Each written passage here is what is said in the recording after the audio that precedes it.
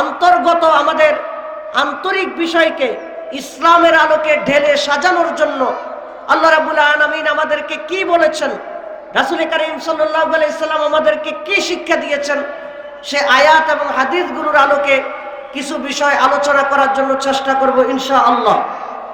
আমা তাওফীকি ইল্লা বিল্লাহ আলাইহি তাওয়াক্কালতু ওয়া ইলাইহি উনীব ওয়া হুয়া রাব্বুল আরশিল আযীম। সম্মানিত উপস্থিতি, আল্লাহ রাব্বুল আলামিন পবিত্র কোরআনের 26 নম্বর সূরা শুআরার 88 এবং 89 নম্বর আয়াতে বলেন, ইয়াউমা লা ইয়ানফাউ মালুন ওয়ালা বানুন। ইয়াউমা, সেই দিন, আল্লাহ তাআলা কিয়ামতের দিনের কথা বুঝাচ্ছেন। লা ইয়ানফাউ, কোনো উপকারে আসবে না, কোনো কাজে আসবে না। মালুন ওয়ালা বানুন, কারো সম্পদ এবং কারো সন্তান কিয়ামতের দিন কোনো কাজে আসবে না। শুধুমাত্র তারাই কাজে আসবে, ইল্লা মান আতাল্লাহা বিকলবিন সালিম, যেই ব্যক্তি কলবে সালিম, একটি সুন্দর সুস্থ হৃদয়, একটা নির্মল অন্তর, একটা ফ্রেশ মন নিয়ে যেই ব্যক্তি আল্লাহর দরবারে উপস্থিত হতে পারবে, সেই দিন সেই ব্যক্তি মুক্তি পেয়ে যাবে। সুবহানাল্লাহ।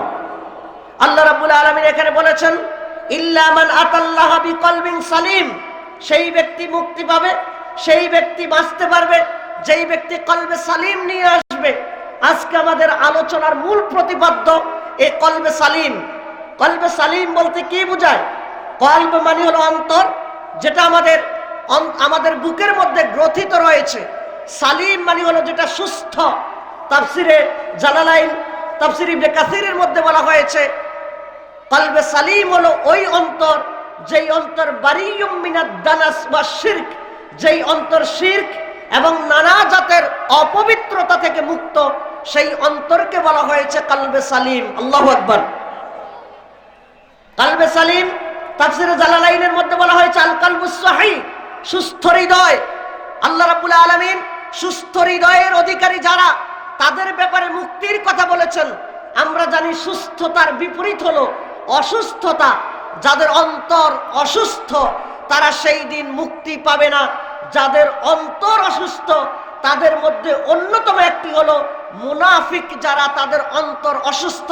আল্লাহ তাআলা বলেছেন, ফি কুলুবিহিম মারাদুন ফাযাদাহুমুল্লাহু মারাদা, তাদের অন্তরের মধ্যে রয়েছে রোগ এবং তাদের আত্মহংকারের কারণে, কোরআনকে গ্রহণ না করার কারণে, নবীর রাস্তাকে গ্রহণ না করার কারণে আল্লাহ তাআলা তাদের অন্তরের রোগকে আরো বৃদ্ধি করে তাদেরকে গুমরাহির দিকে ঠেলে দিয়েছেন। নাউযুবিল্লাহ। আমরা যদি পরকালে বাঁচতে চাই, আমাদের দরকার কলবে সালিম, একটা সুস্থ হৃদয়, যেটাকে আমরা বাংলায় বলি সাদা মনের মানুষ। আমরা সেটা শুধুমাত্র কথার মধ্যে বলি, অমুক সাদা মনের মানুষ, অমুক খুব খোলা মনের মানুষ। আমরা এটা শুধুমাত্র মুখের মাধ্যমে বলি, কিন্তু না, আপনার আমার মাধ্যমে কোনো মানুষ সাদা মনের মানুষ পরিচিত হলেই সে আল্লাহর দরবারে মুক্তি পেতে পারে না।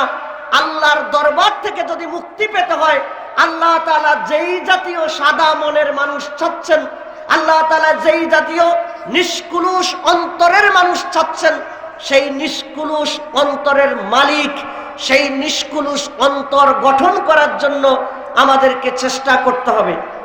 সম্মানিত উপস্থিতি, রাসূল করিম সাল্লাল্লাহু আলাইহি ওয়াসাল্লাম বলেছেন, সহিহ বুখারীর 50 নম্বর হাদিস, রাসূল করিম সাল্লাল্লাহু আলাইহি ওয়াসাল্লাম বলেছেন, আলা ইন্না ফিল জাসাদি লামুদগাহ ইযা সালুহাত সালুহাল জাসাদু কুল্লু ওয়া ইযা ফাসাদাত ফাসাদাল জাসাদু কুল্লু আলা ওয়াহিয়াল কলব। আল্লাহ রাসূল সাল্লাল্লাহু আলাইহি ওয়াসাল্লাম বলেছেন, ও দুনিয়ার মানুষেরা, ও আমার উম্মতেরা, তোমরা জেনে রাখো, আলা ইন্না ফিল জাসাদি লামুদগাহ, নিশ্চয়ই শরীরের মধ্যে রয়েছে একটি গোশতের টুকরা। ইযা সালুহাত সালুহাল জাসাদু কুল্লু, ওই গোশতের টুকরা যদি শুদ্ধ হয়ে যায়, গোটা শরীরটা শুদ্ধ হয়ে যায়। ওয়া ইযা ফাসাদাত ফাসাদাল জাসাদু কুল্লু, ওই গোশতের টুকরা যখন নষ্ট হয়ে যায়, তখন গোটা শরীরটা নষ্ট হয়ে যায়। আল্লাহ রাসূল বলেন, আলা ওয়াহিয়াল কলব, জেনে রাখো সেই গোশতের টুকরার নাম হলো অন্তর। সুবহানাল্লাহ। কলব, সেই গোশতের টুকরার নাম হলো কলব। সেই কলবকে আমাদেরকে পরিচ্ছন্ন করতে হবে, আমাদের হৃদয়কে সাদা করতে হবে, আমাদের হৃদয়কে উন্মুক্ত করতে হবে। উন্মুক্ত হৃদয়, নিষ্কুলুষ হৃদয়, পবিত্র হৃদয় দিয়ে আল্লাহর দরবার থেকে মুক্তি পাওয়া যাবে। এই জন্য আমরা সমাজে একটা প্রচলিত কথা শুনি, আমরা অনেক সময় শুনি মানুষ বলে অমুকের চেহারা সুন্দর হলেও তার অন্তরটা খুব কালো। শুনি না আমরা এরকম? আবার বলা হয় অমুকের চেহারাটা কালো হলেও তবে তার অন্তরটা অনেক পরিষ্কার।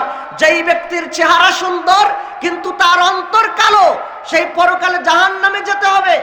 আর যেই ব্যক্তির চেহারা অসুন্দর কিন্তু তার অন্তরটা যদি সুন্দর হয়, সে পরকালে মুক্তি পেয়ে যাবে। সুবহানাল্লাহ।